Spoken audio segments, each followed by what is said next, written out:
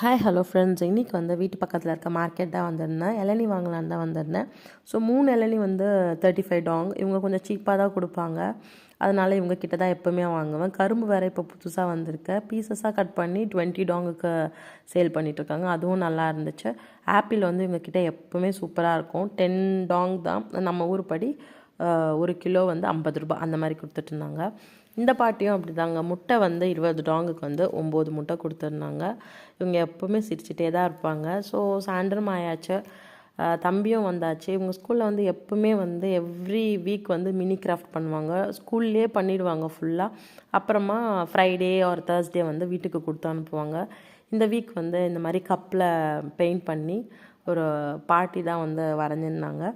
ரொம்ப அழகாக பண்ணியிருந்தான் விஹானை. ஸோ எப்போவுமே எந்தெந்த ஸ்டூடெண்ட்ஸ் பண்ணுறாங்களோ அவங்கவுங்க பேர் போட்டு அவங்கவுங்களுக்கு கொடுத்து அனுப்பிச்சிருவாங்க. ரொம்பவே ஹாப்பியாக இருந்துச்சு. பாய்.